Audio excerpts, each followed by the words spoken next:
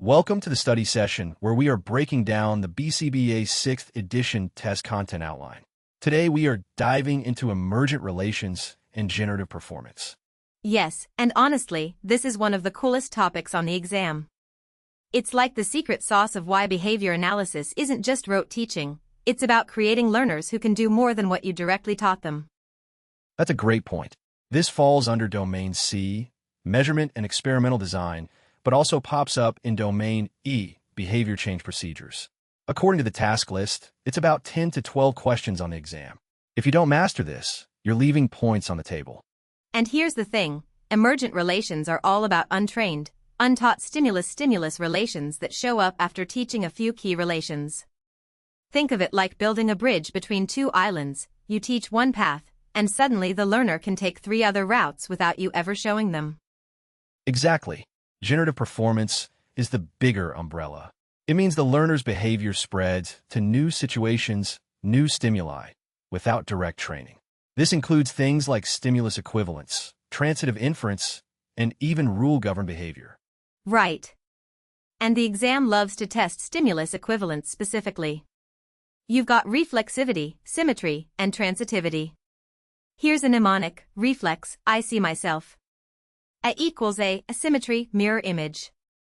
If A equals B, then B equals A, transitivity, the chain. If A equals B and B equals C, then A equals C without ever teaching that. I love that. And the exam will try to trip you up by asking, which relation was directly taught? So if you taught apple equals fruit and fruit equals red, they'll ask if the learner can match apple to red without training. That's transitivity. But here's where the exam will try to trip you up. They might throw in symmetry and transitivity together and call it equivalence. Equivalence is when all 3, reflexivity, symmetry, and transitivity, are present. So if a learner can do all of them, you've got a full equivalence class. And that's not just academic. Think about language training. If a child learns that dog matches a picture of a dog, and then learns the picture matches the spoken word dog, you want them to spontaneously match the written word dog to the spoken word. That's generative performance. Here's a real-world analogy. It's like teaching someone that a red light means stop, and a green light means go. Then one day they see a yellow light and they slow down without being taught. That's emergent because the relation between yellow and caution emerged from the other relations you taught. And guess what?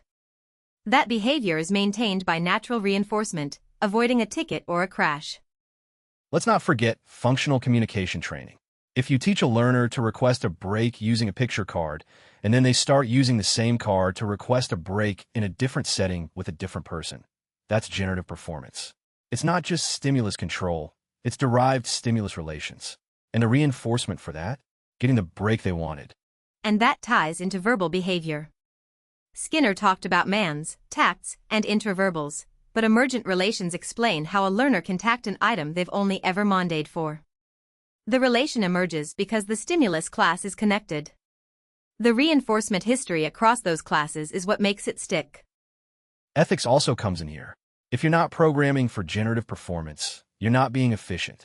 The BCBA Ethics Code says we must use the most effective and least intrusive interventions. Teaching for emergence is both effective and efficient.